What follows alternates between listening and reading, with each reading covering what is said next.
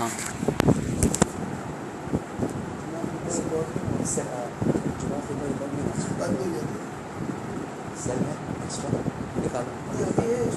ابھی ہے اس میں نا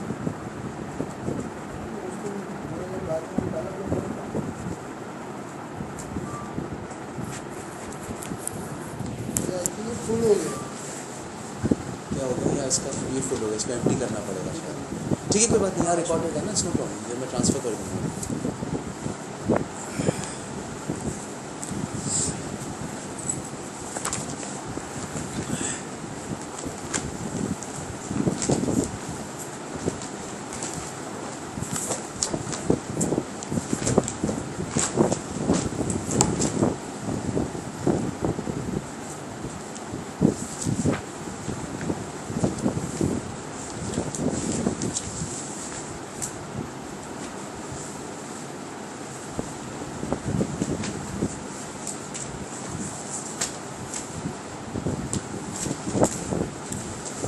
الحمد لله رب العالمين والعاقبة للمتقين والصلاة والسلام على سيد الأنبياء والمرسلين نبينا محمد وعلى آله وصحبه ومن تبعهم بإحسان إلى يوم الدين وبعد.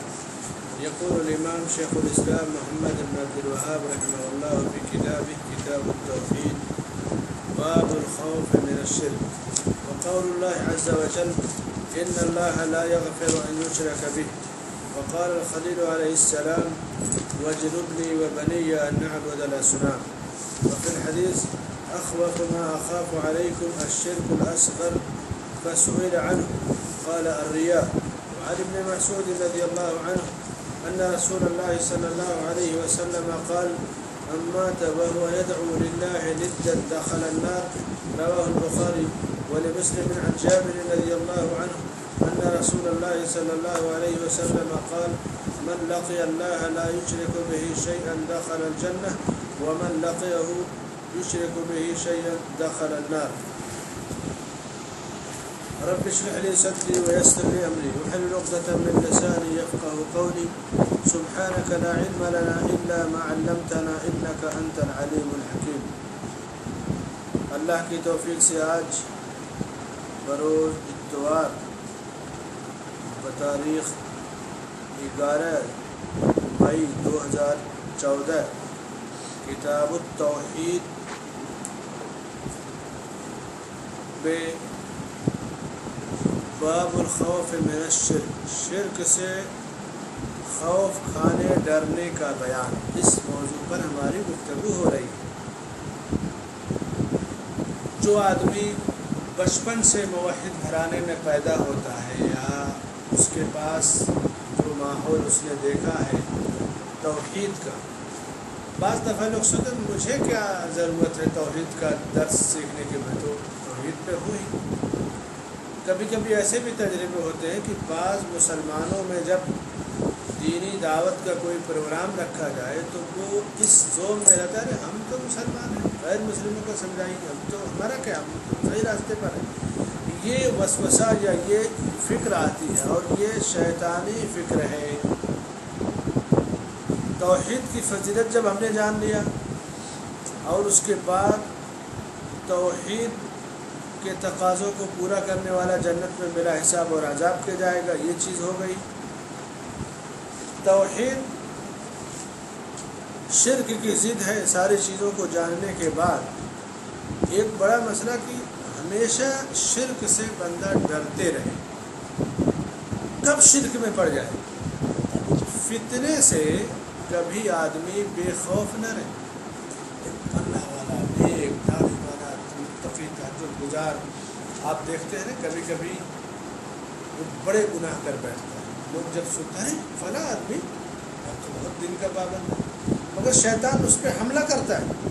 شیطان اس کی نیکیوں سے حسد کرتا ہے. ہمیشہ شیطان نیک لوگوں کی نیکیوں سے حسد کرتا ہے. اور توحید سب سے بڑی نیکی، اس نیکی سے شیطان سب سے زیادہ حسد کرتا ہے اور چاہے گا کہ کسی بھی ذریعے سے موحد کو شرک میں ڈال دے اور اس کی توحید کو خراب کر دے. شرک میں بندہ فوراً نہیں پڑتا ہے، فوراً ایسا نہیں ہے کہ گیا اور درگاہ پہ چادر چاہ دیا اور مانگنے لگا، فوراً ایسا نہیں ہوتا۔ پہلے اس کے دل میں نرمی آتی ہے، یار کرنے دو کوئی بات نہیں، اللہ ہی کی طرف تو جا رہے ہیں۔ دوسرا پھر مرحلہ آئے گا، چلو دیکھیں ہم بھی کیا کرتے ہیں، ہم نہیں کرتے لیکن دیکھ لیتے۔ تیسری بار مرحلہ آئے گا، ٹھیک ہے اس کا ساتھ دے دیتے۔ دھیرے دھیرے اسلام بیک وقت ختم نہیں ہوتا۔ عمر رضی اللہ عنہ کہتے تھے کہ اسلام دھیرے دھیرے ٹکڑے ٹکڑے ہوگا، بیک وقت اسلام ختم نہیں ہوگا، دھیرے دھیرے اس کے ٹکڑے ٹکڑے ہوں گے۔ توحید کی نعمت سب سے زیادہ کون سمجھتا ہے؟ جو شرک میں رہا ہو، جو شرک کو اپنی آنکھوں سے دیکھا ہو۔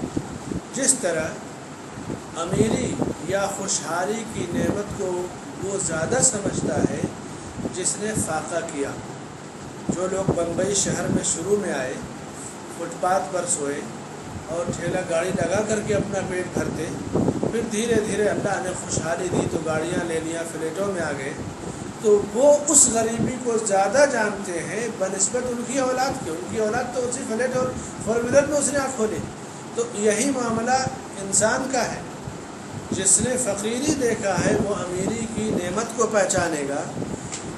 جو آدمی پیاس، کبھی پیاسا، ایسی پیاس جس سے جان جانے والی ہو، اگر پیاس کی شدت کو محسوس کیا تو وہ پانی کی نعمت کو سمجھے گا، اور جو کبھی پیاس کا اس کے سامنے مرحلہ آیا ہی نہیں، وہ پانی کی نعمت کو اچھی طرح سے نہیں سمجھ پائے گا۔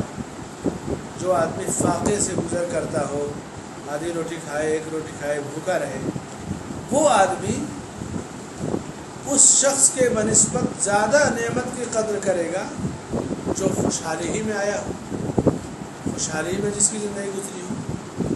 پرانے زمانے کے لوگ بتاتے ہیں، یہ عربوں کی بات بتا رہا ہوں کہ عرب میں بعض ایسے بوڑھے لوگ آج بھی بولتے ہیں کہ ہم لوگ صرف بقرعید یعنی عید الاضحیٰ کے موقع پہ جانتے تھے کہ گوشت کیا چیز ہے، یعنی ہمیں سال میں صرف عید الاضحیٰ میں قربانیوں کے موسم میں ہی گوشت کھانے کو ملتا تھا، جبکہ آج اللہ نے عربوں کو تو ساری نعمتیں دیا، خود ہمارے ملک، ہماری سرزمین پہ بھی گوشت، اگر بچوں سے بات بتائی جائے کہ پہلے سال میں ایک بار صرف گوشت لوگ دیکھتے تھے، وہ بھی 1-2-4 بوٹیاں کھاتے تھے، تو انہیں یقین نہیں آئے گا، کیوں؟ یہ نعمت بالکل پھیلی ہوئی ہے۔ وہی معاملہ توحید اور شرک کا ہے۔ وہ لوگ جنہوں نے آنکھیں کھولی تو شرک کے اندر تھے، چاروں طرف شرک اور کفر ہے، اور سب لوگ اسی کو دین سمجھ رہے ہیں۔ ایسی صورت میں جب انہیں توحید مل جائے گی تو وہ توحید کی زیادہ قدر کرتے ہیں اور اس پہ ثابت قدم رہنے کی اللہ سے دعا کرتے ہیں۔ کیوں؟ بعض حکماء نے لکھا ہے کہ کسی بلندی پر پہنچ جانا یہ بہت بڑا کمال نہیں ہے۔ بلندی پر آدمی محنت کرے گا، پہنچ جائے گا، لیکن اس بلندی پر باقی رہنا یہ اس سے بڑا کمال ہے۔ عزت یا شہرت یا دولت حاصل کر کے صحیح استعمال کر کے اس پہ باقی رہنا یہ بہت بڑی چیز ہے۔ تو توحید سب سے بڑی بلندی ہے، توحید سے بڑی کوئی بلندی نہیں۔ توحید کے بعد بندہ اپنے رب سے بہت قریب ہو جاتا ہے اور سنت سے، نبی سے قریب ہو جاتا ہے، توحید و سنت سے۔ اس پر باقی رہنا، ثابت قدم رہنا، جمے رہنا، یہ انسان کی کامیابی کے لیے ضروری ہے۔ بہت سارے لوگ کیا کریں گے؟ کہیں گے کہ دروس میں، خطبے میں نصیحت کیجیے، سمجھائیے، معاملات بتائیے، اخلاق بتائیے۔ ٹھیک ہے، معاملات، اخلاق، عادات، یہ چیزیں شریعت کا ایک چیپٹر ہے، باب ہے، بتایا جائے گا، لیکن توحید کی وضاحت سب سے زیادہ ضروری ہے۔ توحید مل جانے کے بعد بھی شرک کا خوف رکھنا یہ اس شخص کا کام ہے جو اس توحید کی قیمت جانتا۔ جیسے کوئی آدمی سایہ پا جائے تو سوچے گا یہ سایہ کہیں چھن نہ جائے، یہ نعمت چھن نہ جائے، کیونکہ اس نے حاصل کیا ہے، اور جس کو وراثتاً ملی ہے وہ اس کا وہ قدردان نہیں ہوگا۔ یہی معاملہ توحید کا ہے، اور ایسا اس لیے بھی ہے کہ توحید کے بغیر اگر کوئی زندگی گزارتا ہے تو اس کا ٹھکانہ سیدھے جہنم ہے۔ مسلمانوں میں ایک طبقہ ایسا موجود ہے جو دین کی دعوت دیتا ہے مگر اپنی دعوت سے توحید کو اس نے خارج کر دیا ہے۔ وہ کہتا ہے توحید کیا، ہم تو دین فطرت پر پیدا ہوئے، اسلام مسلمان ہیں، جو کمیاں ہیں اخلاق معاملات حلال حرام وہ بتائے گئے۔ انہیں نہیں معلوم کہ دوسرے جو چیپٹر ہیں، کمی ہے اخلاقیات معاملات معاشیات، اس میں بندہ اس وقت تک کامیاب نہیں ہوگا جب تک توحید میں پکا نہیں ہوگا۔ کس نے حکم دیا اخلاق سدھارنے کا؟ معاشیات کی اصلاح کا کس نے حکم دیا؟ لین دین کا کس نے ہمیں صحیح طور سے حکم دیا؟ اللہ نے، جس کی توحید کو جاننا ضروری ہے۔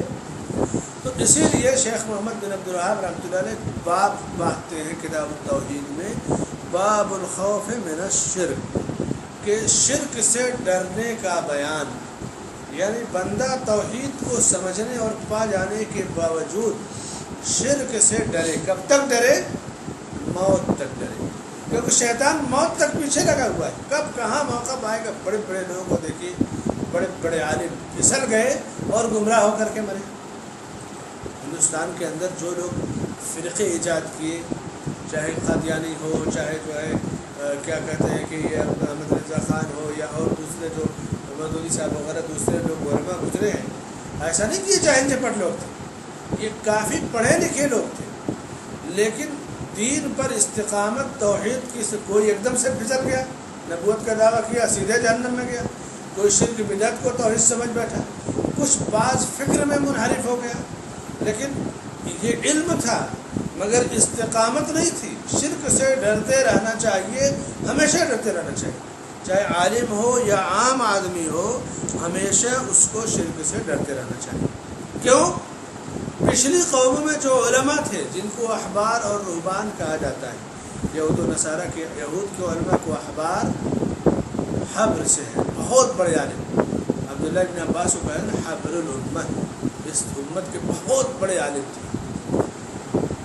راہب یہ نصارہ کے علماء کو احبار اور رہبان کہا تو وہ بھی بھٹک گئے، جبکہ ان کا کام کیا ہے؟ دین سکھانا، لوگوں کو اللہ کی طرف بلانا، مگر شیطان نے انہیں بھی بھٹکا دیا اور ان کا بھی خاتمہ بالشر ہوا۔ تو اسی لیے شیخ رحمۃ اللہ علیہ نے باب باندھا کہ باب الخوف من الشرک، ایسا باب باندھنا اور ایسی ہیڈنگ مقرر کرنا تاکہ طالب علم و شاگرد سمجھ جائے کہ ہمیشہ ہمیں شرک سے ڈرتے رہنا چاہیے۔ سمجھ گئے توحید کو تو اب ایسا نہیں کہ ٹھیکیدار ہو گئے چلو تو سب کچھ نہیں۔ اور دلیل دیکھیے، دعا کرتے تھے ہمارے سلف، قرآن میں دعا مذکور ہے، ربنا لا تزغ قلوبنا بعد اذ ہدیتنا وہب لنا من لدنک رحمۃ انک انت الوہاب۔ اے ہمارے رب، تو ہمارے دلوں کو ہدایت دینے کے بعد کجی میں نہ ڈال، یعنی ہدایت کے بعد بھی بندے کے دل میں کجی اور ٹیڑھاپن آ جاتا ہے، جیسا کہ قرآن کہہ رہا ہے ربنا لا تزغ قلوبنا بعد اذ ہدیتنا وہب لنا من لدنک رحمۃ۔ تو اس لیے توحید پہ قائم رہنے کے لیے اور شرک سے ہمیشہ ڈرتے رہنے کے لیے، یعنی ڈرتے رہے اور اللہ سے توحید پہ استقامت کی دعا کرے۔ یہ انبیاء کی بھی دعا ہے اور صالحین کی بھی دعا ہے۔ ابراہیم علیہ السلام نے جب آنکھ کھولی تو پورا ہر طرف شرک کا ماحول تھا، بتوں کی تجارت، بتوں کی عبادت، بتوں کا کاروبار۔ ستارے کو دیکھتے تو کہتے یہ میرا رب ہے، چاند کو دیکھتے تو کہتے یہ میرا رب ہے، الگ الگ انداز میں رب کو پہچاننے کے لیے سورج کو دیکھا کہ ہذا ربی ہذا اکبر، پھر سورج بھی ڈوب گیا تو کہا کہ ڈوبنے والا کیسا رب ہوگا۔ پھر جب توحید کو پا لیا، شرک سے برات اختیار کیا اور اس نعمت پہ قائم رہنے کے لیے اللہ سے دعا کیا اور کہا کہ وَاجْنُبْنِي وَبَنِيَّ أَن نَّعْبُدَ الْأَصْنَامَ، اے میرے رب مجھے اور میری آل اولاد کو توفیق دے کہ ہم بت نہ پوجنے پائیں کبھی بھی، کیونکہ ہمارے باپ دادا بت کے پجاری تھے۔ اب ہمیں توحید مل گئی تو ہمیں اور ہماری آل اولاد کو بتوں کی عبادت سے بچانا۔ کون دعا کر رہا ہے؟ ابراہیم علیہ السلام۔ کیوں؟ اس لیے کہ بت کی عبادت شرک سب سے خطرناک اور برا جرم ہے، جب اسی پر کوئی مر گیا تو وہ جہنم میں جائے گا۔ یہی حال ایمان کا بھی، اگر کوئی بندہ مومن ہے، ایمان والا ہے، تو ایمان پر استقامت کی اللہ سے دعا کرے. ٹھیک ہے، توحید پہ قائم رہنے والا ماحول، توحید کا تو شرک میں نہ پڑے، لیکن نفاق تو دلوں میں داخل ہو جاتا ہے. اور جس طرح شرک سے ڈرنے کا حکم دیا گیا، اسی طرح مومن نفاق سے بھی ڈرتا رہے. عمر بن خطاب رضی اللہ تعالیٰ عنہ حضرت حذیفہ ابن الیمان رضی اللہ عنہ سے کہتے ہیں کہ مجھے منافقین کا نام بتا دو. حذیفہ ابن الیمان کو آپ صلی اللہ علیہ وسلم نے چند منافقین کا نام بتایا تھا. حضرت عمر اہل جنت میں سے، عشرہ مبشرہ میں سے، اس کے باوجود دیکھیے اپنے نفس پر کتنا خوف رکھ رہے ہیں نفاق کا کہ بتاؤ کیا اس میں میرا نام تو نہیں ہے. حضرت حذیفہ نے کہا نہیں، آپ کا نام تو نہیں ہے، لیکن آپ کے بعد میں کسی کو پھر نہیں بتاؤں. کیونکہ مومن نفاق کا خطرہ محسوس کرتا ہے، اس سے دعا کرے اور شرک سے بھی بچے رہنے کی دعا کرے. عمر رضی اللہ عنہ کا یہی معاملہ تھا. حضرت ابن ابی ملیکہ کہتے ہیں رضی رحمہ اللہ کہ میں نے 30 صحابہ سے ملاقات کیا، اور 30 صحابہ ایسے تھے جو اپنے اوپر نفاق کے خوف محسوس کرتے تھے. کیونکہ مومن جو ہے اس کے اندر نفاق جلدی داخل ہوتا ہے اگر ایمان کمزور رہتا ہے. منافق اسی لیے نمازیں پڑھتے تھے، روزے رکھتے تھے. تو نفاق کا خوف، فرمائے کہ 30 صحابہ ایسے پایا جو کہتے تھے، یعنی ان کو اپنے اوپر نفاق کا خوف محسوس ہوتا تھا. عمر رضی اللہ عنہ کہتے تھے کہ اگر آسمان سے آواز دی جائے کہ تم میں کا ہر آدمی جنتی ہے مگر ایک آدمی، تو کہتے کہ میں سوچوں گا کہ شاید وہ نہیں. کتنا زیادہ خوف رکھتے تھے اپنے اوپر، جہنم سے ڈرنے کا، جہنم کا خوف، شرک کا خوف، نفاق کا خوف، عذاب کا خوف. تو جب اس طرح کا خوف دل میں پیدا ہوگا تو یہ ایمان کا اعلیٰ درجہ ہے. عذاب الہی یا نفاق یا شرک کا خوف پیدا ہوگا تو یہ ایمان کا اعلیٰ درجہ ہے. فرمایا کہ اللہ کے نبی صلی اللہ علیہ وسلم کی مشہور حدیث ہے نا کہ ان بندوں کے دل رحمان کی 2 انگلیوں کے درمیان، اللہ جیسے چاہتا ہے انہیں پلٹتا ہے. تو بندہ ہمیشہ استقامت کی، ثابت قدم رہنے کی دعا کرے. ان الذین قالوا ربنا اللہ ثم استقاموا، استقامت کی دعا کرنا یہ انتہائی ضروری ہے. طبرانی اور بیہقی میں اور مسند احمد میں اللہ کے نبی صلی اللہ علیہ وسلم کا فرمان ہے، آپ اپنے صحابہ سے کہتے تھے کہ اخوف ما اخاف علیکم الشرک الاصغر، مجھے تم پر سب سے زیادہ جس چیز کا خوف محسوس ہو رہا ہے وہ چھوٹے شرک کا، کہ کہیں اس میں نہ پڑ جاؤ. پوچھا کہ وہ کیا ہے؟ تو آپ صلی اللہ علیہ وسلم نے فرمایا کہ الریا، دکھاوے کے لیے کوئی کام کرنا، یہی شرک اصغر ہے. نماز کو اتنا بنا سوار کر پڑھے کہ لوگ جانے کے بہت بڑا نمازی آدمی ہے، لوگوں کو دیکھ کر کے اشراق پڑھنا شروع کر دے، تہجد پڑھنا شروع کر دے. تو یہ نفاق بھی ہے اور شرک اصغر بھی ہے. اور جو شخص دکھاوے کے لیے کوئی نیک عمل کرتا ہے تو اللہ تعالیٰ فرماتا ہے کہ اس کو میں چھوڑ دوں گا، کہ جاؤ اس کا بدلہ اسی سے لو جس کے لیے تم نے یہ عمل کیا. اور منافقین کے اندر یہ چیز تھی کہ لوگوں کو دکھانے کے لیے نماز پڑھتے تھے. تو اللہ کے نبی صلی اللہ علیہ وسلم نے امت پر بھی شرک کے خوف کو ظاہر کیا. انبیاء اپنے اوپر شرک کا خوف رکھتے تھے. ایوب علیہ السلام کی وفات کا جب وقت آیا تو اپنے بیٹوں کو جمع کیا اور کہا کہ یہ میرے بیٹوں یہ بتاؤ کہ تم میرے بعد کس کی عبادت کرو گے؟ تو کہا نعبد الہک و الہ آبائک، ہم اسی کی جو آپ کا معبود ہے، جو آپ کے باپ دادا کا معبود ہے، ایک اللہ کی عبادت کریں. یعنی ایک نبی جس طرح اسے توحید کی نعمت ملی، اپنی اولاد پر شرک کا خوف محسوس کر رہا ہے تو بلا کر وفات کے وقت پوچھ رہا ہے. تو کیوں؟ اس لیے کہ انسان کے اندر سب سے زیادہ خاموشی سے جو برائی داخل ہوتی ہے وہ ہے شرک، اور خصوصاً شرک اصغر. حدیث میں فرمایا گیا کہ الشرک اخفى من دبیب النمل، شرک چیونٹی کی جو رفتار ہے اس سے بھی زیادہ باریک ہے. اندھیرے میں کوئی چیونٹی چلے اس کی آواز کوئی نہ پہچان پائے گا نہ دیکھ پائے گا. اسی طرح انسان کی زندگی میں شرک داخل ہوتا ہے. تو اسی لیے ابراہیم علیہ السلام دعا کرتے کہ وَجْنُبْنِي وَبَنِيَّ أَن نَّعْبُدَ الْأَصْنَامَ، اے میرا رب مجھے اور میری آل اولاد کو شرک کی اور بتوں کی عبادت اور پرستش سے بچا لے. عبداللہ ابن مسعود رضی اللہ عنہ کہتے ہیں کہ اللہ کے نبی صلی اللہ علیہ وسلم نے فرمایا من مات وهو يدعو من دون الله ندا دخل النار، جس نے غیر اللہ کو پکارا، اللہ کے ساتھ کسی کو شریک کیا اور اسی حال میں مر گیا تو وہ جہنم میں جائے گا. اور صحیح مسلم میں جابر بن عبداللہ رضی اللہ عنہ فرماتے ہیں کہ اللہ کے نبی صلی اللہ علیہ وسلم نے فرمایا من لقی اللہ لا یشرک بہ شیئا دخل الجنہ، جس نے اللہ سے اس حال میں ملاقات کی کہ اس کے ساتھ کسی کو شریک نہیں ٹھہرا رہا ہے تو وہ جنت میں جائے گا. اور جس نے اس حال میں ملاقات کی کہ وہ کسی کو شریک ٹھہرا رہا ہے اللہ کے ساتھ تو وہ جہنم میں جائے گا.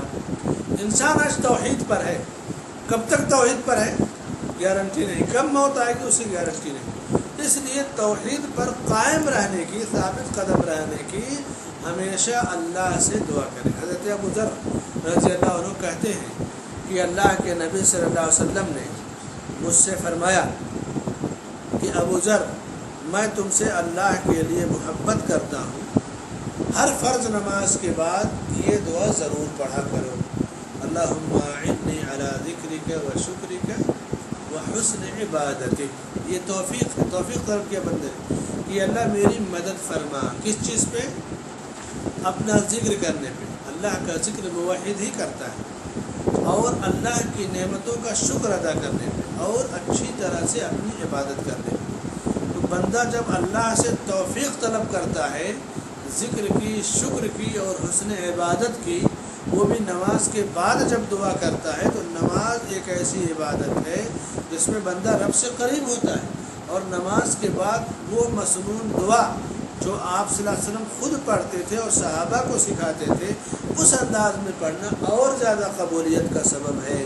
تو فرمائے کہ جس نے اس حال میں ملاقات کیا کہ اس نے شرک کیا تو وہ جہنم میں داخل ہوگا. معلوم یہ ہوا کہ جنت بھی انسان سے قریب ہے اور جہنم بھی قریب ہے، دور نہیں جنت و جہنم. بس شرک اور توحید کا فرق ہے. شرک پہ مرا تو جہنم اور توحید پہ مرا تو جنت، اور ہمیشہ کے لیے یہ جنت و جہنم کا فیصلہ ہوگا. من مات وهو يدعو من دون الله ندا، فرمائے کہ جو اللہ کے سوا کسی کو پکارے یا اللہ کے ساتھ کسی کو شریک ٹھہرائے وہ جہنم میں جائے گا. کسی سے مانگنا یہ دعا ہے، یا کسی سے مانگے نہ لیکن اسے مختار کل سمجھ کر کے اس کی حمد و ثنا بیان کرے، یہ بھی دعا ہے. مثلا کوئی کہے کہ جو کچھ بھی ہے والی ہے نا، خواجہ کا سکہ چلتا ہے، جو پاتا ہے یہیں سے جیتا ہے، وہ مانگ نہیں رہا ہے مگر یہ دعا ہے، اس کی حمد و ثنا ہے، یہ شرک ہے. اور جو مانگا کہ مجھے دے دیجئے، شرک، یہ تو شرک ہے ہی. اس لیے کہ ہم جیسے کہتے ہیں الحمدللہ رب العالمین، ہر قسم کی حمد و ثنا اللہ کے لیے، اللہ رب العالمین. یہ دعا ہے، اس میں کچھ مانگا نہیں گیا لیکن دعا ہے. اللہ اکبر، سبحان اللہ، لا الہ الا اللہ واللہ، یہ سب دعا ہے. اور لا الہ الا اللہ وحدہ لا شریک لہ لہ الملک و لہ الحمد وہو علی کل شیء قدیر، اس کے بارے میں نبی صلی اللہ علیہ وسلم فرماتے ہیں کہ سب سے بہترین دعا ہے. صحیح بخاری اور مسلم کی مشہور حدیث ہے نا، خیر ما قلت انا والنبیون من قبل لا الہ الا اللہ وحدہ لا شریک لہ. حالانکہ اس میں کچھ مانگا نہیں گیا. ضروری نہیں کہ ہر دعا میں مانگا ہی جائے. دعا کی دو صورتیں ہیں، ایک دعائے عبادت اور دوسرے دعائے مسئلہ. دعائے عبادت میں بندہ اپنے خالق اور معبود کی حمد و ثنا بیان کرتا ہے، تعریف و توصیف، یہ دعائے عبادت ہے. قرآن کو پڑھنا ہر آیت میں مانگا نہیں گیا ہے، یہ عبادت ہے. کیوں کہ جس کی ہم عبادت کر رہے ہیں اس کا کلام پڑھ رہے ہیں. تسبیح بیان کرنا یہ دعا ہے لیکن دعائے عبادت ہے. اور دوسری دعا دعائے مسئلہ ہے، یعنی اپنا سوال کا رکھنا، اپنی ضرورت رکھنا.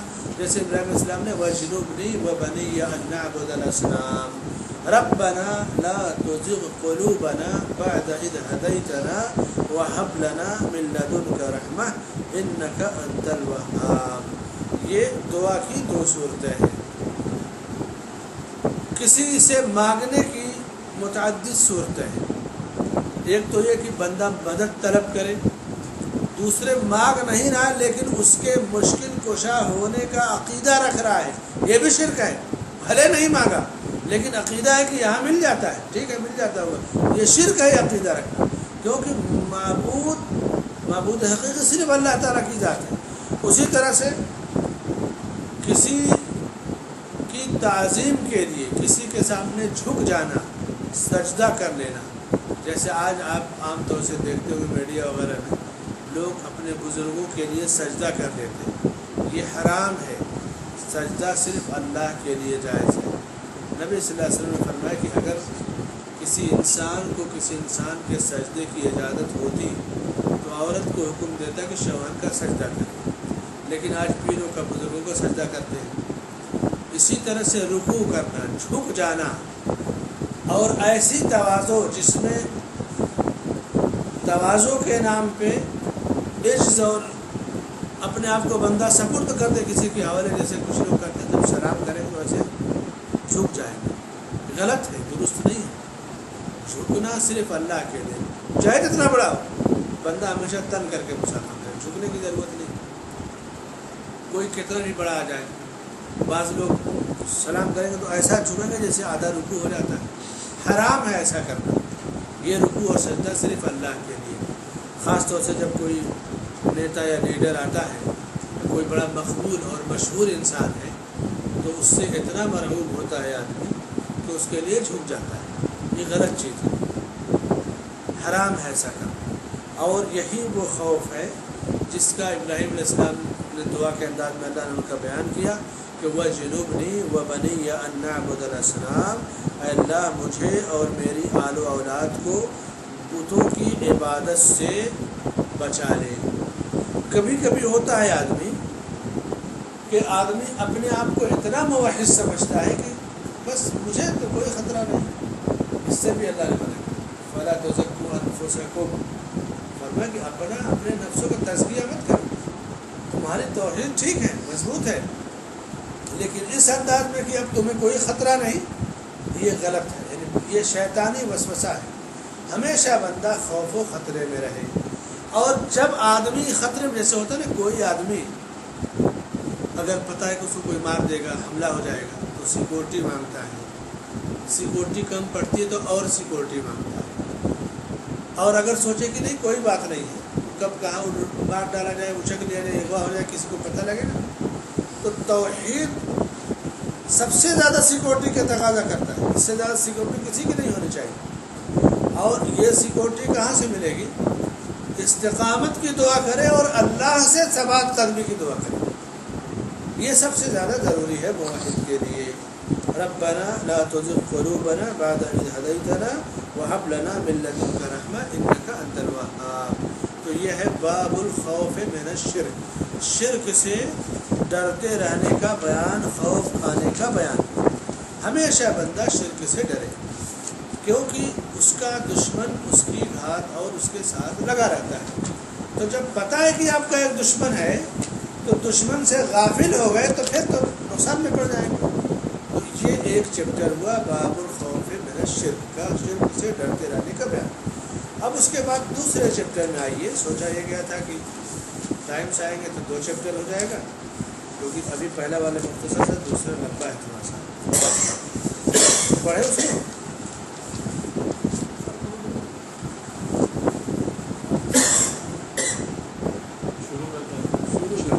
کنٹینیو کریں ہے نا؟ ہاں جی. اچھا، ایسا نہیں سوچا آپ لوگوں نے کہ یہ درس ظہر کے فوراً بات کریں؟ کیا پریشانی؟ کیونکہ لوگ 11:30 بجے نہیں پہنچ پاتے، اس کی وجہ ہے کہ اصل میں وہ گیپ ہو گیا تھا نا، بیچ میں 2 ہفتہ آ نہیں پائے نا. ایک وہ تھرسڈے کو اپنے کر لیے تھے، ہاں 2 سنڈے چل گیا، دوسری دو سنڈے 2 سنڈے بیچ میں نکل گیا نا، تو ذرا سا فلوٹ ہوا. ایک سنڈے اور جائے گا، اگلا سنڈے مسئلہ کا. اس کے بعد 5 سنڈے ہمیں رمضان تک ملے گا، 5 وہ 5 خالی ہیں، ان میں کہیں پروگرام نہیں دے رہا. جیسے پروگرام 2-3-4 مہینے پہلے کے سلسلے تھے. اب کسی کو سنڈے کو پروگرام بمبئی کے باہر نہیں تھا، بمبئی کے اندر ہے تو شام کا پروگرام میں چل جائے گا، بمبئی کے باہر ہے تو دشواری ہوتی ہے. لوگ باہر گئے چھٹیاں چل رہی ہے نا. نہیں میں سوچ رہا تھا کہ نماز میں لوگ آتے ہیں نماز کے بعد، لیکن پھر وہ ڈسٹرب ہو جائے گا کھانے پینے اور اندر شیٹ. جیسے آپ لوگ بہتر سمجھیں. اصل میں ہم نے بات ٹرسٹیز کے سامنے رکھی تھی، تو انہوں نے ہم لوگوں کو جو وقت دیا تھا وہ 11 سے 1 کا بولا تھا. بہتر نہیں، جو ٹائم پڑھنے والوں کے لیے سوٹ کرے. ٹرسٹی صرف اتنا کریں گے کہ نمازیوں کو ڈسٹرب نہ ہو. نمازی نماز پڑھ کے چلے جائیں، مسجد خالی ہے. بل ڈسکس ایک بار ذرا پھر سے اس بات پر کریں. غور کر لیں. اگر لوگ اسی ٹائم جمع ہو سکتے، لوگ کب جمع ہو سکتے ہیں آسانی سے، وہ ٹائم رکھ کر کے آپ رکھیے ٹرسٹوں کے سامنے، بھائی ہم اسی ٹائم جمع ہو سکتے ہیں.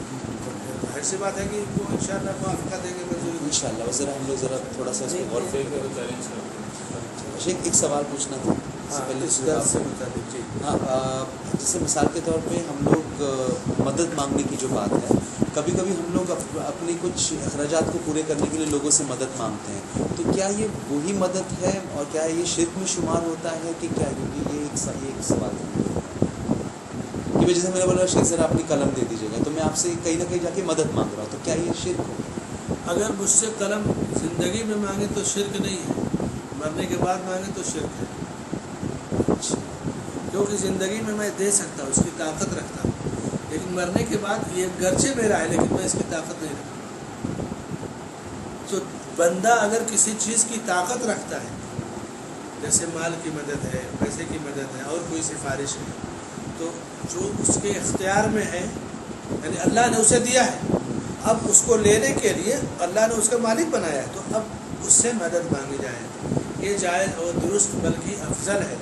اللہ کے نبی صلی اللہ علیہ وسلم فرماتے کہ میں اپنے کسی مسلمان بھائی کی مدد کے لیے چلوں، اس کو میں 1 مہینہ اعتکاف سے بہتر سمجھتا ہوں.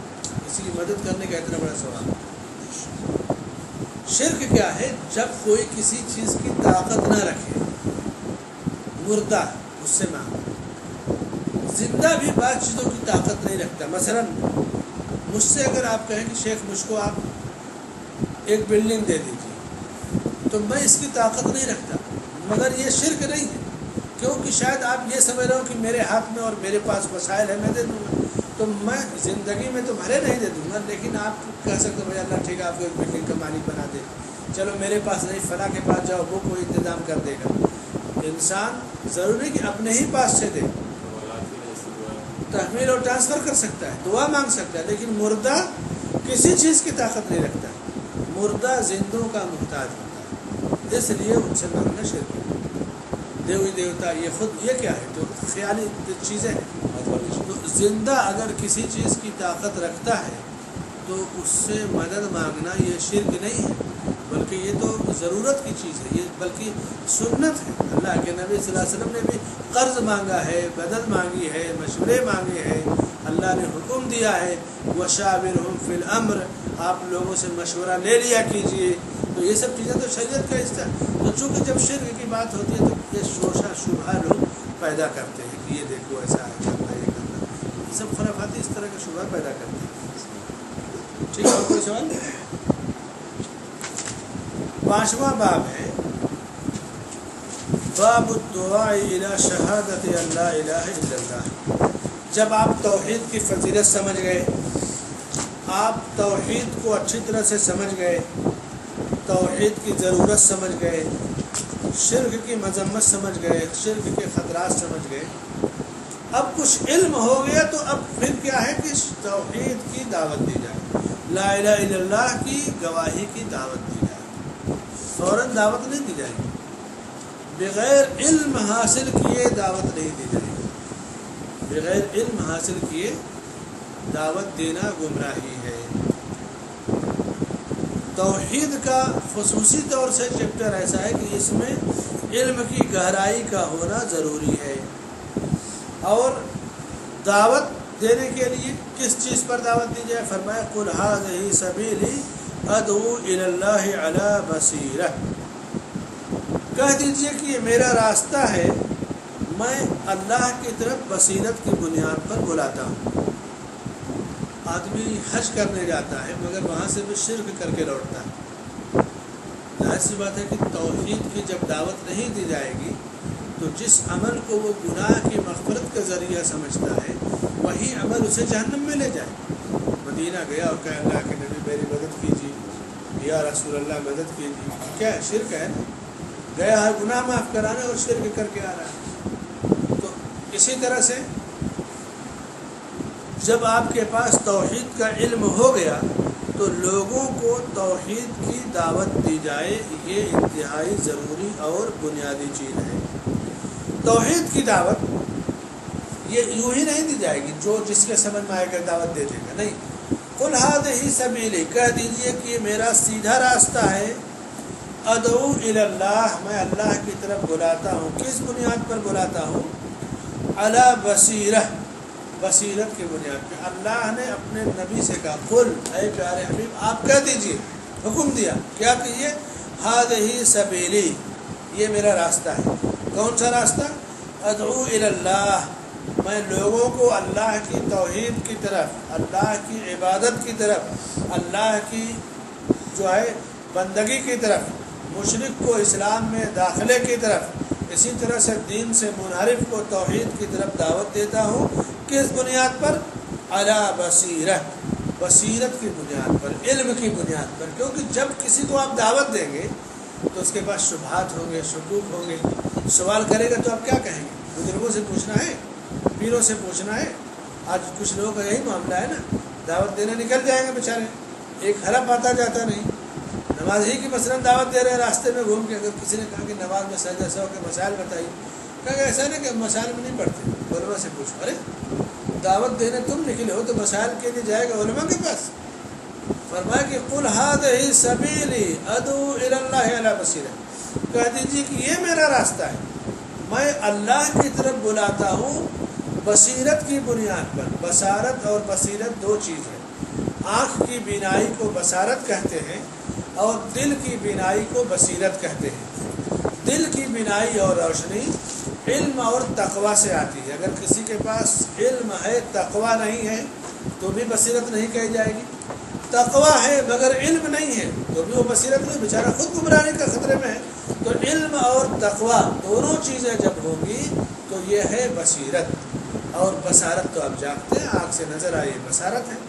فرمائے کہ ادعو الی اللہ علی بصیرہ, بصیرت کی بنیاد پر بلاتا ہوں. یعنی جب کوئی تقوی اور علم کی بنیاد پر دعوت دے گا تو اس کے اندر ریاکاری نہیں پائی جائے گی, کیونکہ تقوی کا تعلق اللہ سے جڑ جائے گا, علم کا تعلق دلیل سے جڑ جائے گا اور اس میں اخلاص پایا جائے گا. جو دعوت بصیرت کی بنیاد پر ہوگی, علم اور تقوی کی بنیاد پر, اس میں اخلاص پایا جائے گا. دعوت دینے والوں کی دو قسمیں, ایک وہ دائی جو اللہ کی طرف بلائے, دوسرا وہ دائی جو اپنی طرف بلاتا ہے, اپنے نفس کی طرف. سوچتا ہے میرے مریدین بڑھ جائے, میرے ماننے والے بڑھ جائیں, میرے چاہنے والے بڑھ جائیں. وہ شیطان کا کام کر, شیطان کی طرف بلانا ہے. اور جو صرف اللہ کی طرف بلائے, اللہ کے دین کی طرف بلائے, وہی اصل میں دائی ہے اور اسی کو دعوت دینے کا حق ہے. حق کو بیان کرنا یہ سب سے زیادہ ضروری ہے. کبھی کبھی ہوتا ہے کہ آدمی حق نہیں بیان کرتا مگر باطل کو باطل بھی نہیں کہتا. تو باطل کو اگر باطل نہیں کہتا تو بھی مجرم ہے. وہ شرک کو شرک نہ کہے اور اس کے سامنے برا عمل ہو تو پھر کیا ہوگا؟ وہ مجرم ہے. یہ جو باب الخوف من الشرک ہے نا, پچھلے جمعہ کا خطبہ میں نے اعظم گڑھ میں دارالمصنفین کی مسجد میں دی, تو تعویذ گنجے وغیرہ کا بھی چیپٹر اس میں لے آیا. ممبر کے سامنے ایک دو آدمی بیٹھے تھے, گلے میں تعویذ تھی. تو جب اس باتوں کا ذکر ہے میں نے دیکھا کہ وہ اپنا بٹن تعویذ اندر کر کے بٹن بند کر دیجیے. محسوس سے ہوتا ہے کہ وہ آدمی جانتا ہے کہ میرا عمل غلط ہے. میں نے اپنی آنکھوں سے دیکھا کہ وہ سمجھتا ہے کہ میرا عمل غلط ہے, اگر صحیح ہو تو پھر اسے نہیں چھپائے گا. اب وہ چونکہ جمعہ میں لوگ بکھر جاتے, ملتے نہیں, ملے تو پھر سمجھایا جائے، لیکن ایک بات کان میں پڑے، شرک یا برائی پہ خاموشی اختیار کرنا یہ برائی کے جواز کا راستہ پیدا کرنے والا عمل ہے۔ کوئی بڑا آدمی کسی جرم کو دیکھے خاموش ہو جائے، کہہ رہے ان کے سامنے کام کیا گیا اور کچھ بولے نہیں، تو اس کا مطلب بالکل گنجائش ہے۔ تو حق کو حق کے انداز میں پیش کرنا یہ ضروری ہے۔ دعوت میں جس چیز کو بصیرت کہتے ہیں وہ ہے علم اور تقوی۔ پہلے علم اور تقوی۔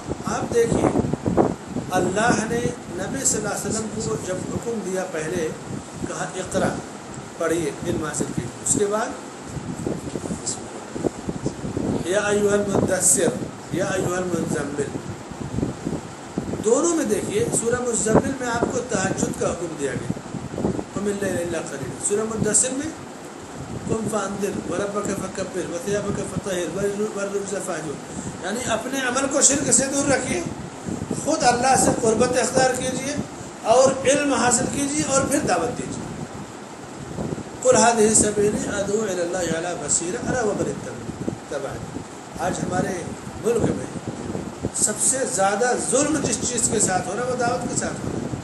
2-4 کتاب پڑھ لی آدمی، 2-4 کیسٹ سن لیا، اب تو نیٹ پر جو ہے ساری چیزیں مہیا ہیں، آدمی دیکھ لیا اور سمجھا کہ میں تو عالم ہو گیا۔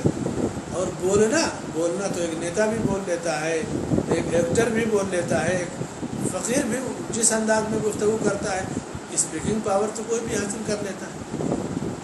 ٹھیک ہے، بھلائی کو بھلائی، منکر کا منکر، منکر جہاں تک جس سے زیادہ کرے، لیکن اگر آدمی دائی سمجھ لے، مفتی سمجھ لے، فتویٰ دینا شروع کر دے، یا علماء کی موجودگی میں علم نہ ہونے اور کم علم رکھنے والا فتویٰ دے، تو یہ دعوت کے ساتھ ظلم ہے، انصاف نہیں۔ ہم شکایت کرتے تھے کہ تبلیغیوں کی دعوت اس لیے درست نہیں کہ وہ بیچارے خود جاہل ہوتے ہیں اور ان کی کتاب بھی موضوع اور منکر حدیثوں پہ مشتمل ہے، لیکن آج برادرز کے نام پہ جو ایک طبقہ آیا ہے فیلڈ کے اندر، تقریباً یہ سب اسی ٹائپ کا معاملہ ہے کہ علم کی گہرائی نہیں ہے، کچھ آیتیں کچھ حدیثیں لے کر کے اسپیکنگ پاور ہے اور میڈیا کا پاور ہے، پیسے کا پاور ہے، تو اس انداز میں عوام کے ذہنوں کو مسخر کر رہے ہیں کہ علم، تقوی، دعوت اور انبیائی مشن یہ دھیرے دھیرے پیچھے ہوتے جا رہے ہیں، اور فتنے کے خوف سے علماء بھی خاموش ہوتے جا رہے ہیں۔ کچھ علماء ہیں جو محنت نہیں کرتے جس طرح کرنا چاہیے، میدان اس لیے خالی ہے، کچھ ایسے ہیں جو فتنے کے خوف سے بھی پیچھے ہٹتے جا رہے ہیں، تو یہ بہت بڑی خطرناک چیز ہے۔ قل ھذہ سبیلی ادعو الی اللہ علی بصیرۃ انا ومن اتبعنی۔ علم، تقوی، اخلاص یہ دعوت کے لیے ضروری ہے۔ حلال اور حرام کا علم اگر نہیں ہے کسی کے پاس تو وہ دعوت نہیں دے سکتا۔ آپ صلی اللہ علیہ وسلم نے دیکھیے سب کو دعوت کے لیے نہیں بھیجا، صحابہ کو کس کو بھیجا؟ معاذ بن جبل کو بھیجا۔ کون تھے وہ رضی اللہ عنہ؟ فرماتے کہ میری امت میں حلال و حرام کا سب سے زیادہ علم ان کے پاس۔ جب فیلڈ میں آدمی آئے گا تو مسائل بھی پوچھے جائیں گے، حلال حرام کا، شرک بدعت کا، تو حلال و حرام کا علم یہ انتہائی ضروری ہے۔ اسی طرح سے بغیر علم کے یا کم علم آدمی اگر دعوت دیتا ہے تو ایسے صورت میں وہ کہیں نہ کہیں تو گمراہ ہو جائے گا، فتنے کا شکار ہو جائے گا۔ اگر اس سے زیادہ ذہین باصلاحیت آ گیا تو اس کے سامنے شکست تسلیم کر لے گا، لیکن اگر بصیرت کی بنیاد پہ کوئی دعوت دے رہا ہے تو وہ کبھی شکست نہیں تسلیم کرے گا، کیونکہ اس سے یقین ہے کہ میں آج کمزور نظر آؤں لیکن میری دعوت اللہ کے دین کی دعوت ہے۔ کہہ دے گا ٹھیک ہے ہمیں ٹائم دیجیے، ہم آئندہ گفتگو کریں گے، لیکن وہ شکست نہیں تسلیم کرے گا۔ ادع الی سبیل ربک بالحکمۃ والموعظۃ الحسنہ وجادلھم باللتی ہی احسن۔ اسی لیے حکم دیا گیا کہ اپنے رب کے راستے کی طرف حکمت اور بہترین نصیحت کے ذریعے بلائیے، یعنی دعوت میں پہلے دعوت کے لیے تیاری، اس کے بعد وہ تیاری کیا ہے؟ علم حاصل کرنا، پھر اس دعوت میں تاثیر لانے کے لیے تقوی کا اختیار کرنا، اور تقوی اختیار کرنے کے لیے تہجد اور قیام اللیل کا اہتمام کرنا۔ یہ ترتیب ہے دعوت۔ ایسا نہیں کہ اتر گئے فیلڈ میں، سوئمنگ پول ہے، ڈریس پہنے کودنے لگے اور دعوت ہو گئی۔ دعوت یہ انبیاء کا مشن ہے، انبیاء کا کام، لیکن اب دعوت کھلواڑ بنتے جا رہی ہے۔ اس وقت جو صورتحال ہے، اس لیے جو برکت ختم ہو رہی ہے، جو تاثیر ختم ہو رہی ہے، اسی کھلواڑ کی وجہ سے ہو رہی ہے۔ جس کو دیکھو وہی دعوت کے میدان میں چیمپئن بننے جا رہا ہے، بنا ہوا ہے۔ علم، بصیرت، تقوی، اخلاص، ٹھیک ہے اخلاص کا تعلق بندے اور رب کے ساتھ ہے، لیکن تقوی کا فیصلہ یا بصیرت کا، علم کا، یہ تو کیا جا سکتا ہے بڑی آسانی سے۔ فرمایا کہ ابراہیم علیہ السلام کا ذکر اللہ نے جگہ جگہ قرآن میں کیا۔ دعوت کے بعد میں وہ تنہا وہ امت تھے اور ان کی زندگی فرمایا کہ تمہارے لیے ایک بہترین نمونہ ہے۔ اور دعوت میں جیسے کچھ لوگ ہیں ہم کسی کو چھیڑتے نہیں ہیں، اپنا کام کرتے ہیں۔ یہ کیا ہے؟ کہتے ہیں دوسرے کا مسلک چھیڑو نہیں، اپنا مسلک چھوڑو نہیں۔ یہ شیطانی فریب ہے۔ یہ کس نے کہا؟ باطل ہے تو باطل کو چھیڑا جائے گا، کہا جائے گا کہ غلط ہے۔ حق ہے تو حق کو بیان کیا جائے گا۔ اننی براء مما تعبدون الا الذی فطرنی۔ ابراہیم السلام نے چھیڑا نہیں تھا، کہا کہ میں بری ہوں، تم یہ جو بت پوج رہے ہو میرا اس سے کوئی تعلق نہیں، میں اس سے الگ ہوں، میں اس معبود کی عبادت کرتا ہوں جس نے مجھے پیدا کیا۔ تو یہ کہنا کہ کسی کو کچھ نہ چھیڑو، اپنے کام سے کام رکھو۔ ایک آدمی کھلا ہوا شرک کر رہا ہے، کھلی ہوئی گمراہی میں جا رہا ہے، اگر نہیں چھیڑو گے تو کیسے اسے پتا کہ میں گمراہی میں ہوں؟ کہیں گے فتنہ ہو جائے گا، ہنگامہ ہو جائے گا۔ فتنہ اور ہنگامے کے خوف سے تو پھر دعوت ہی کیوں دو؟ گانے سناؤ، قوالی سناؤ۔ بہت زبانیں تک ہندوستان میں خاص طور سے جو ریکارڈ وکارڈ سنتے وہ قوالی کی کیسٹوں کو سمجھتے کہ یہ دین کا حصہ ہے، یہی دین کی دعوت ہے، اور قوال اسی میں اپنا ایک سچ میں 100 جھوٹ 99 جھوٹ ملا کے گاتے تھے۔ تو اب اس سے کس کو اختلاف ہو سکتا ہے؟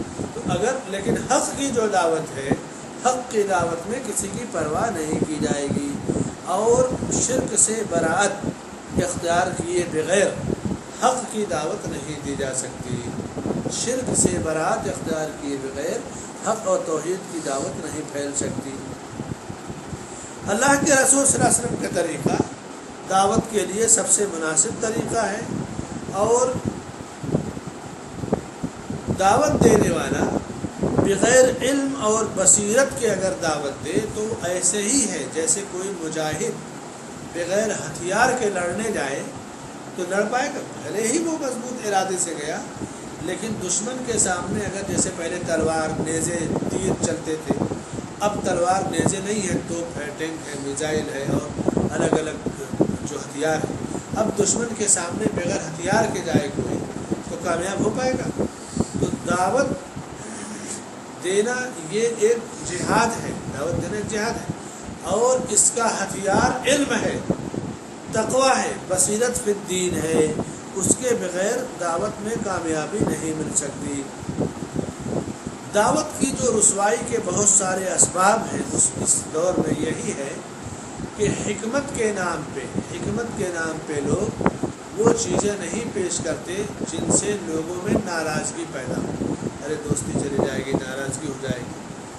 حکمت کے نام پہ یہ غلط چیز ہے۔ حکمت یہی ہے کہ حق کو پیش کر دیا جائے۔ صورت الگ الگ ہوتی ہے۔ اب کسی کو کھانا دیں، ایسے پیکٹ پھینک کر کے دیں، یہ غلط ہے، حکمت نہیں، یہ تو جہالت ہے۔ اور کسی کو دسترخوان پہ بچھا کے احترام سے بلائیں، تشریف رکھیے، دونوں ایک ہی کام کریں، دونوں سے پیٹ بھرے گا۔ اب دعوت میں کوئی شرک کر رہا ہے، ایسا ہے، غلط ہے، یہ انداز حکمت نہیں۔ اس کو سمجھائیں کہ بھائی یہ کام غلط ہے، قرآن و سنت میں نہیں ہے، آپ کے باپ دادا کر رہے تھے، لوگ کر رہے ہیں، تھوڑا سا آپ اس کو پڑھ لیجیے، علم سے پوچھ لیجیے، یعنی اس کے سامنے نرم بن کر کے پیش کیجیے۔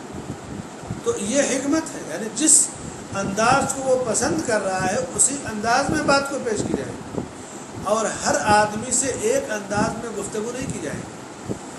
عام لوگوں سے عام لہجے میں، پڑھے لکھے لوگوں سے پڑھے لکھے لہجے میں، حکمراں یا بادشاہ ہے یا کسی عہدے پر ہے تو ان سے اسی انداز میں گفتگو کی جائے گی۔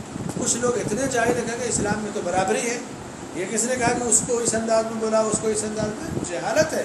برابری کا یہ مطلب نہیں ہے کہ امیر بری بادشاہ حاکم محکوم کو یکساں رکھ دو۔ نبی صلی اللہ علیہ وسلم نے حکمرانوں کو احترام کے ساتھ خطوط لکھے، اپنے قاصد کے ساتھ روانہ کیا اور عام لوگوں کے درمیان بازار اوقات میں کھڑے ہو کر کے خطاب کرتے تھے. کچھ لوگ کا جو وفد آتا تو وفد کے ساتھ آپ ان سے ملتے. جیسے آج کوئی کسی ملک کا سربراہ آتا ہے کہیں ٹھہرا پھر پریزیڈنٹ یا وزیر اعظم اس سے ملتا ہے کسی تقریب میں. یہ سلسلہ ہمیشہ سے حکمرانوں کا رہا ہے. تو آپ صلی اللہ علیہ وسلم ملتے تھے حکمرانوں سے یا وفود سے. تو جو جس درجے کا ہے اس درجے سے اس سے ملاقات کی جائے. برابری کا یہ مطلب نہیں ہے کہ انسان چھوٹے بڑے یا امیر غریب یا عادل عام رعایا اور حاکم یا محکوم کے فرق کو بھول جائے. حقوق کو دینے میں، میراث کی تقسیم میں یہ برابری.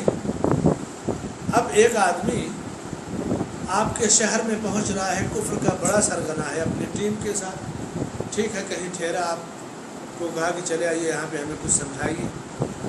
آپ یہ کرے نہیں یہاں آؤ مسجد میں آؤ تب سمجھاؤں گا، نہیں، چل کر جائیے. نبی صلی اللہ علیہ وسلم جہاں ضرورت ہوتی تھی چل کر جاتے تھے، اور جہاں ضرورت ہوتی بلال رضی اللہ عنہ جمع کرو سب کو مسجد میں جمع کرتے تھے. تو یہ حکمت ہے، جہاں جو جیسا ماحول جیسی ضرورت ہو اس انداز میں دعوت کا کام کیا جائے. اور سب سے خطرناک چونکہ عمل شرک باللہ ہے تو فرمایا کہ براءت اختیار کی جائے گی. عبداللہ ابن عباس رضی اللہ عنہ فرماتے ہیں کہ اللہ کے نبی صلی اللہ علیہ وسلم نے معاذ ابن جبل رضی اللہ عنہ کو یمن کی طرف بھیجا. یمن سعودی عرب کے جنوب میں ایک علاقہ ہے، ملک ہے، عدن ہے، صنعاء ہے، یہ اس کے بڑے بڑے شہر ہیں. وہاں اہل کتاب تھے، یعنی وہ لوگ جو توریت اور انجیل کو پڑھتے تھے، یعنی پڑھے لکھے لوگ تھے. تو پڑھے لکھے لوگوں میں دعوت کے لیے جانا. فرمایا کہ یا معاذ انک تاتی قوما من اہل الکتاب، اے معاذ تم اہل کتاب کے پاس جا رہے ہو. 10 ہجری کا یہ واقعہ ہے. حضرت معاذ کو بھیجا تو فرمایا کہ او فلیکن اول ما تدعوہم الیہ شہادت ان لا الہ الا اللہ. پہلے تمہیں لا الہ الا اللہ کی انہیں دعوت دینا. اگر وہ اس بات کو مان لیں تو کہہ دینا کہ دن اور رات میں 5 وقت کی نماز فرض ہے. سوچئے یمن کا طبقہ ہے، پڑھے لکھے لوگ ہیں. تو پڑھے لکھے لوگ کیا توحید نہیں جانتے تھے؟ ہمارے یہی سوچ ہے، ارے وہ تو جانتے ہیں توحید، دوسری بات کی جائے. نہیں، فرمایا کہ پہلے لا الہ الا اللہ کی دعوت دینا. اگر اسے مان لے تو کہہ دینا دن اور رات میں 5 وقت کی نماز فرض ہے. انبیاء میں جتنے انبیاء ہیں تمام نے سب سے پہلے جو دعوت دی جس بات کی، توحید کی دعوت دی. نوح علیہ السلام، ہود علیہ السلام، صالح علیہ السلام، ان تمام نے لا الہ الا اللہ کی دعوت دی، توحید کی دعوت دی.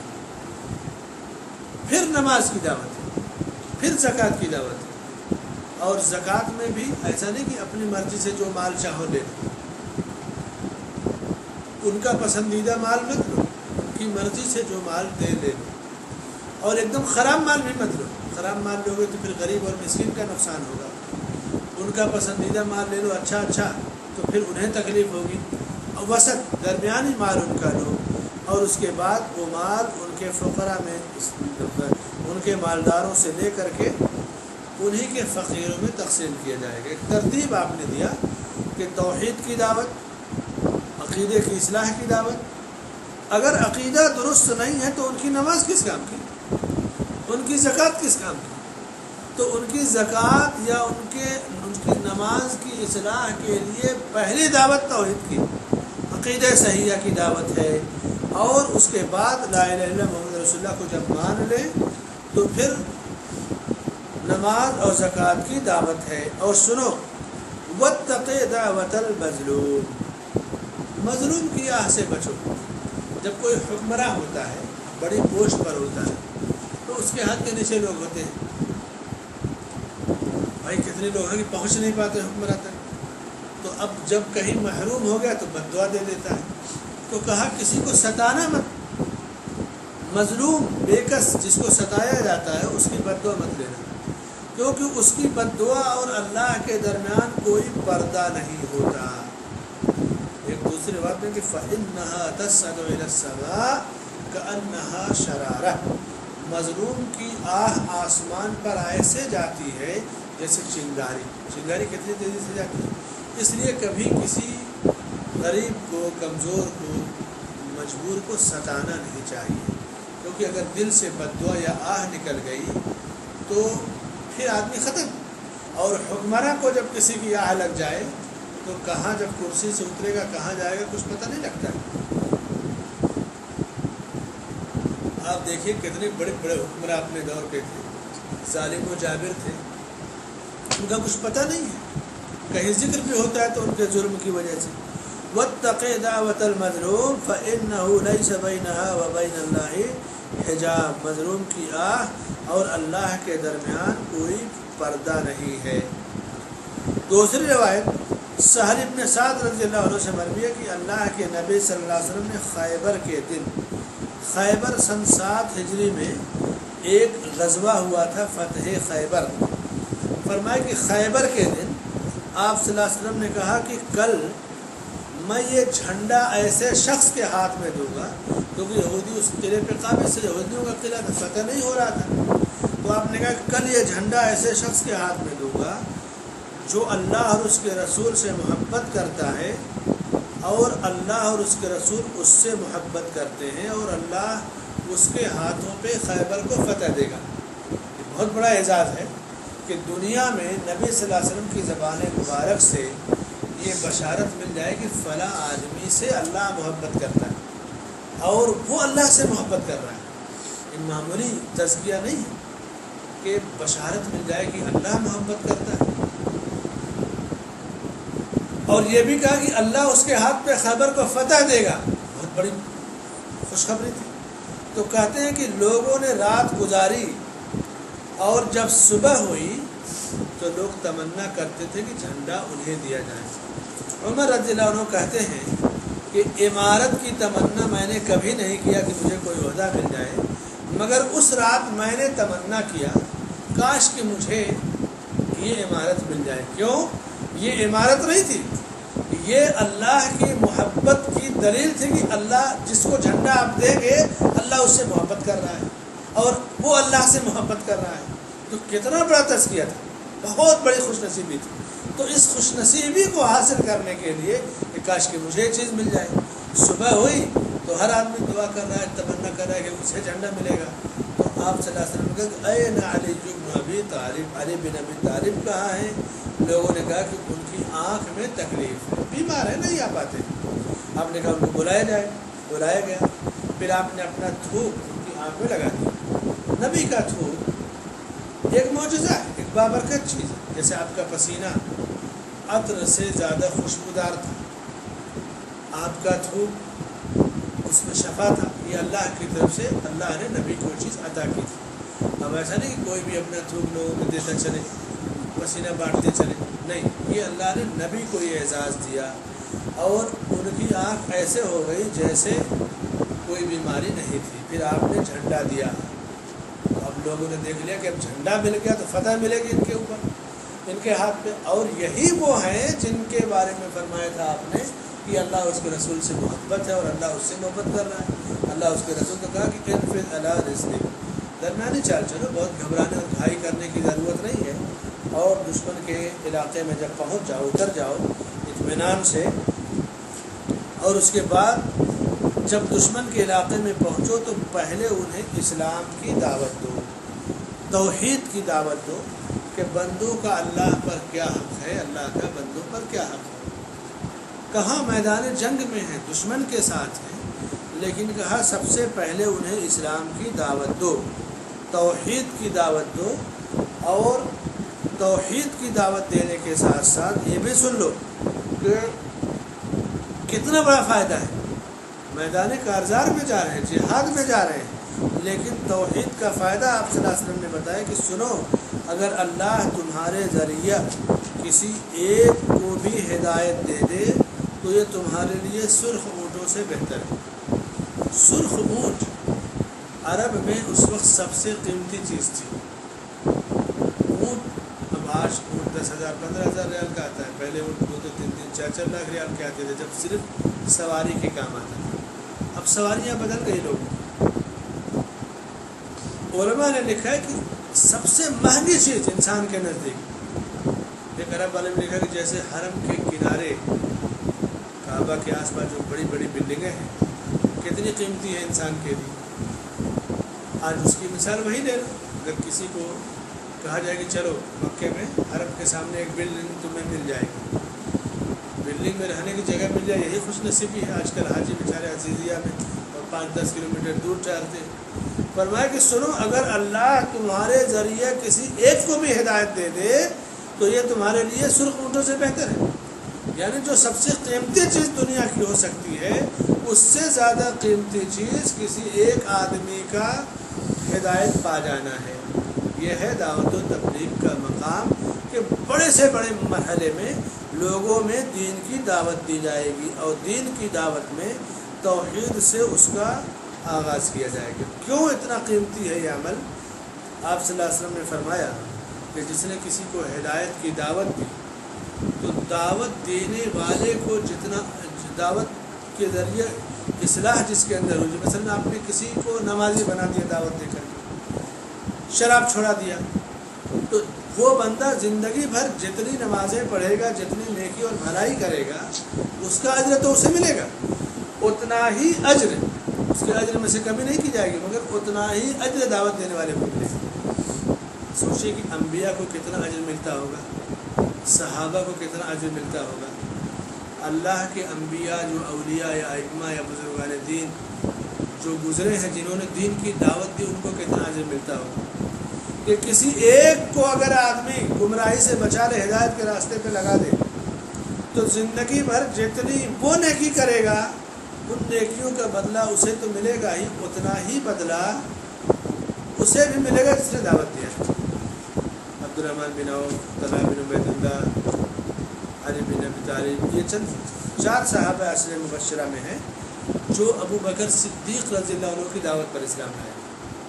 سوچیے، دعوت میں متعاملین پیدا کرنا، دعوت کے لیے افراد تیار کرنا۔ نبی صلی اللہ علیہ وسلم نے افراد تیار کی، اور ان افراد نے افراد تیار کیے تھے۔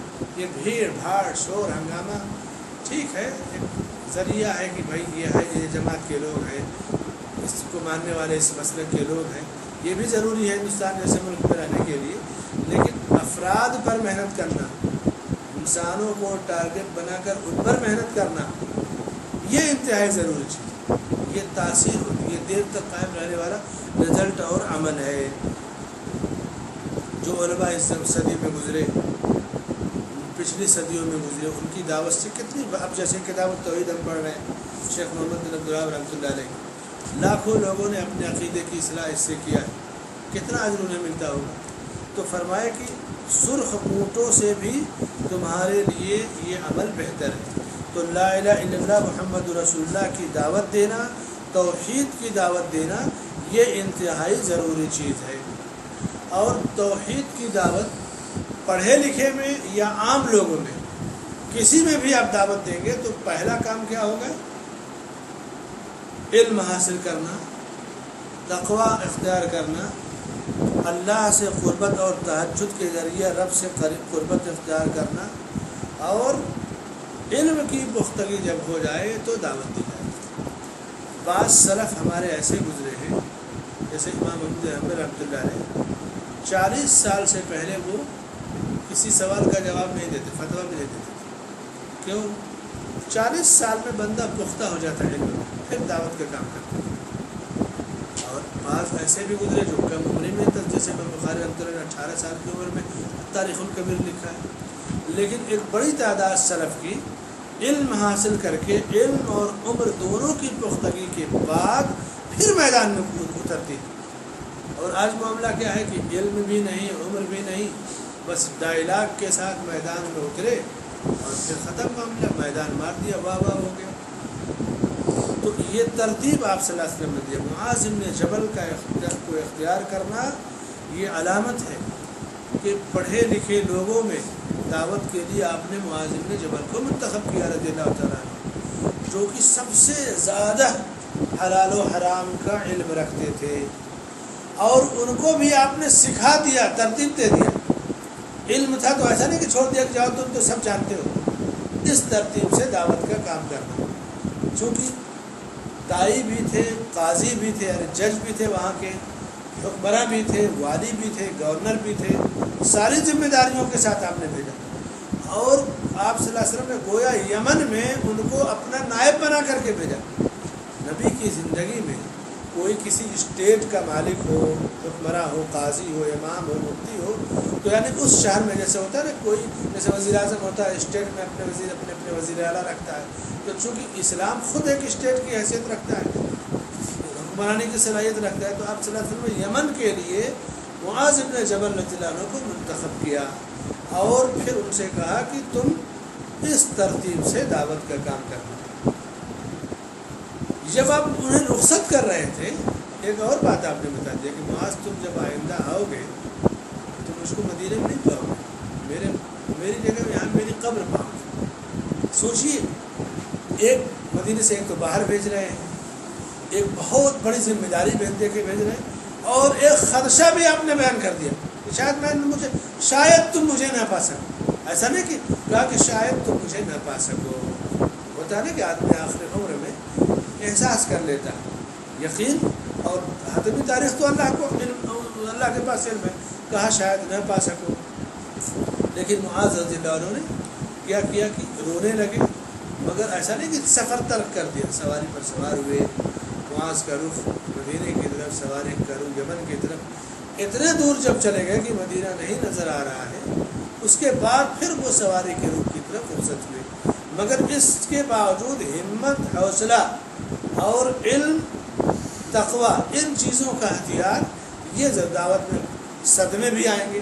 اس سے بڑا صدمہ کیا ہو رہا ہے کہ اتنی بڑی ذمہ داری اور پھر اتنے بڑے حادثے کی پیشین ہوئی، مگر اس کے باوجود انہوں نے دعوت کے کام میں ذرہ برابر اہمال یا غفلت نہیں برتی.